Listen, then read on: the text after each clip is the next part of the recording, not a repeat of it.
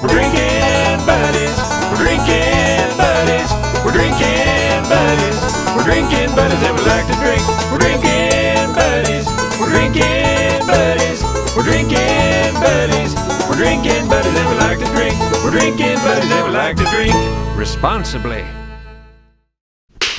All right, ladies and gentlemen, back again. Mr. Hard Rock here. Mr. Hard Rock and his good friend Harry Hard Rock.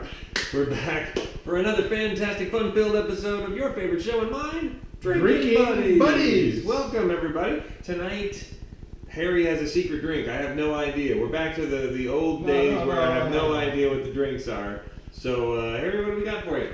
Well, this drink comes to us from 1838. 1838 in New Orleans. Nice. And this drink is said to be the start of cocktails. Oh, really? This is the where it all began. Yes, and this is the New Orleans drink. Nice. So this is the Sazerac. Oh, Sazerac. Okay, cool. Okay. Fantastic. And originally, ladies and gentlemen, the Sazerac was made with cognac. And then eventually, I guess, they started getting some bourbon down from Kentucky. Can you imagine such a thing? Kentucky, that's a crazy place. And they thought that the bourbon was a little too sweet. So now they only use, in the real Sazerac, made in the Sazerac bar in New Orleans, they only use rye whiskey. And there is a brand of rye whiskey, which we are not using tonight. We're using Bullet rye. But there's a brand of rye whiskey called Sazerac rye. Oh, really? I didn't know that. Yes. And then there's if we're going to be a purist, we would use Sazerac. Yeah, but we're not going as that pure as we're going to get. Bullets, yeah, it's going to taste similar. Okay. So what we want to do is we want to chill these glasses. All right. These are the typical glasses that you would use Sazerac in. Nice. Okay, we're chilling these glasses. We're going to throw that ice out in a minute. I'm going to do something else. In the meantime, we're going to build this drink. Okay. Now, some people say use 2 ounces. Some people say use 1.5 ounces. Some people say use 3 ounces per drink. We're going to use 2 ounces per drink. There's 2 of us, so we're going to do 4 ounces here. And we're going to put this in a, we've already... So that's 1.5 ounces? That's 1.5 ounces. Okay. This is 1.5 ounces. So that's 3 ounces. And then, I see. And then this is going to be 1 ounce. And that'll make 4. And that'll make 4. Perfect.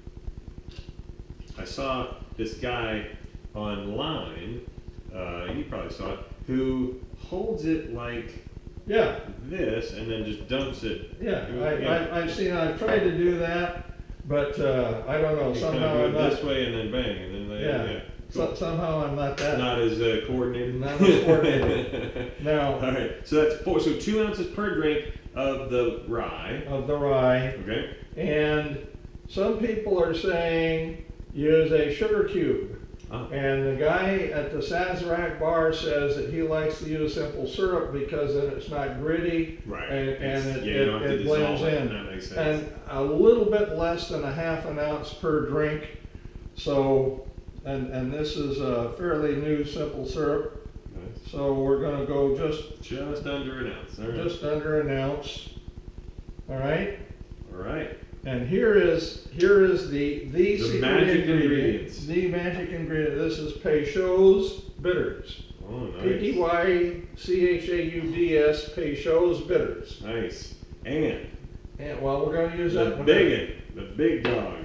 Yes. Is it real? With wormwood and everything? Yeah. Nice. Yes. If you know what I'm saying, you know.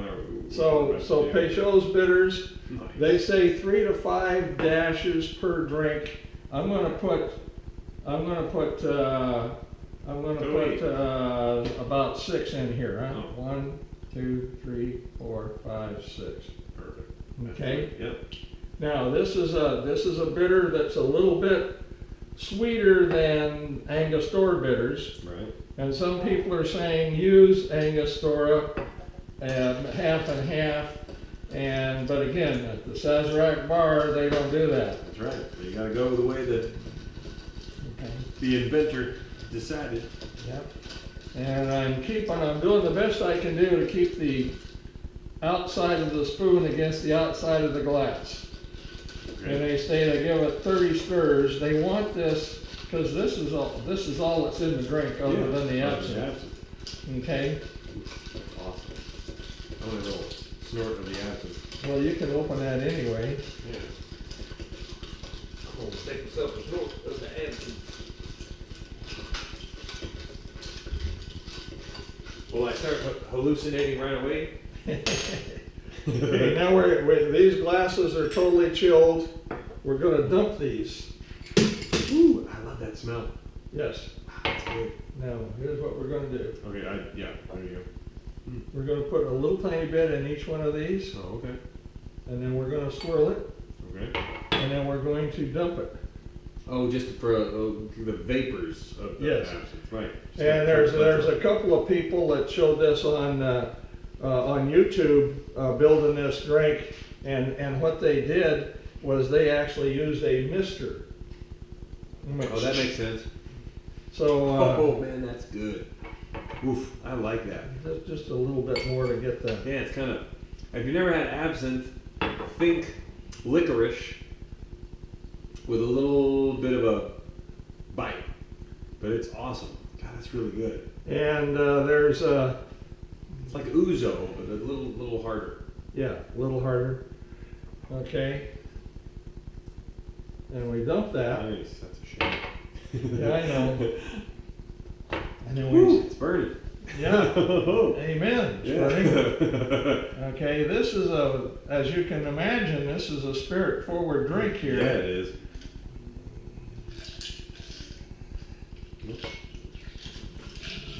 Yeah. There you go. Beautiful. Ooh, I like it. Brown liquid in the bottom of the clear where's glass. the lid? Oh, it's over here, sorry. And then they say to rim this a little bit and then express the oils. All right. And then you can put that on the side in case you don't want it in the drink, or if you do want it in the drink, you can drop it in. A little lemon zest. And that's it. Beautiful. All right. Down. Look at that, my friends. This is the Sazerac, made as closely as we can make it to the. Ooh-wee. And this is going to be a strong drink. Yeah, but it smells fantastic. The That lemon, a little bit of the absinthe. the Peychaud's bitters Yeah. is they tell me that's the thing that really Really makes sets this it off. really sets it off. Well, it And smells you got fantastic. the little bit of the red color Yep. from the bitters. Yeah, it's good, man. If it was just up to my nose, Oh, that smells great. I wish there was, you know what, if there was an air freshener, yeah, people think we're drunk all day long, but yeah. man, it smells great.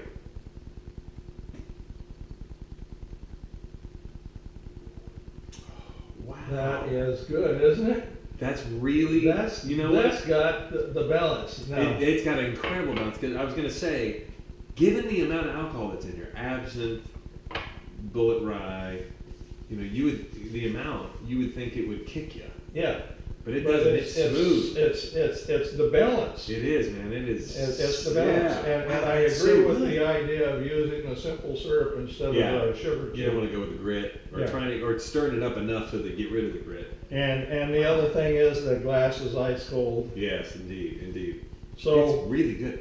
I mean, it's okay. So it starts very fruity. yeah, I get the from the lemon. from the lemon, and then I get just a hint of that licorice Mm-hmm. in the nose, Mm-hmm. and then That's from the absinthe. then And sweetness. the rye liquor or the rye whiskey, yep, you can understand if you use any other kind of whiskey, Yeah. it just wouldn't be right. it's not the same. Yeah, so definitely you got the simple syrup. So there's that just a little hint of sweetness. Yeah. And then I don't know exactly what this tastes like without it, but Well, just put a little I bit may on just, here. yeah, I may have to give it a go because it really is. It's really quite good. It's definitely better. I'm gonna do a little more of it. 'Cause- Here we go. There are some people that say, for those of us, and I'm one that likes the Manhattan, someone said to use this bitters in the Manhattan instead of the Angostura. I would say, I'll give, we should try it because it We'll do that. Yeah. It smells great. Now I've also just poured this in with where I had the shot of Absinthe. Yeah. Ooh, it's cool. It's like it's a little bit sweeter than the Angostura bitters, but you don't want, again, bitters are very, very strong. You don't want to use a lot. Right, and you're barely putting anything in there. But it's almost got, I want to say, and I know this is ridiculous, but the first thing that came to mind was red hot. It's not spicy like a red hot, but that red, that cinnamon-y flavor, flavor. So you've got that, you've got the lemon, you've got the licorice, you've got just a hint of this kind of cinnamon, and then it's fantastic. Yeah. The person that came up with Peychaud's bitters is a man by the name of, was it Augustine Peychaud? Nice. He was from the country that is now Haiti, and he immigrated to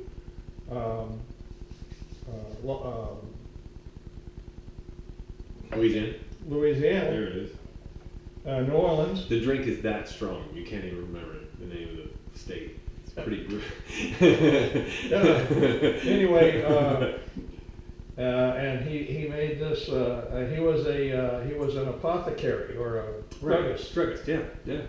So, it's fantastic. Same thing. Dr. Pepper came from a druggist. So thank God for the drug pushers. This is a drink that, if it's made right, I think that it's just a great drink. It is delicious. It really is delicious. Originally, this drink was put into a glass called a Coulcatil glass or something like that. Yeah. I'm not sure. Oh, yeah. I've heard 2 or 3 pronunciations Me too. of that word. Yeah. And over time, that glass became cocktail. Yeah, I heard it was. Now they put this in this, but I saw 1 or 2 where they used a cocktail glass like we would use for a martini, for instance. So, yeah, I saw one where you know how when you make, I don't know what the kind of egg is, but they serve the egg on this little cup, this teeny little cup. And you just sit there and you crack the top and you eat it out, whatever that is. That little cup is what was what the cocktail kind of was because you would serve the drink in that cup because you weren't serving a lot of it, and then it became the cocktail, and then now we have the cocktail. So yeah, it's a French. It's a French derivative of some sort. Anyway, ladies and gentlemen, I hope that you like this cocktail. You should, if you haven't tried many of our drinks on your own, you just watch them because you think we're hilarious, which of course, all 9 of you. But if you haven't tried one and you're willing to, you should try this one. It's fantastic. This one and the French 75 will change your life forever. Yes. This is delicious. Along, of course, with the ever-loving Keoki coffee. Keoki coffee. And, of course, if you haven't really gone gin, you should definitely do a couple of our gin drinks, too. You know what? Start from the beginning. Try them all. Call us when you're done. Yeah. Don't try them all on the same day. Not on the same day. Like we say, always we drink responsibly here at Drinking Buddies, and you should, too. But, Harry, this one's a winner. This is a winner, isn't it? This is a really, really good. Well, I'm glad you like it. I do. I was talking to my dad. I was with my dad this weekend, and we were talking a little bit about drinking Jack Daniels. Dad's a Jack Daniels drinker, and I was telling him about how the older I got, the more I kind of like just sitting with it just a little bit in the glass and just kind of sipping away at it instead of trying to down a bunch. And this is definitely a sipper. If you don't want to go full, just straight up neat bourbon or whatever. This is really good. Yeah. I would say.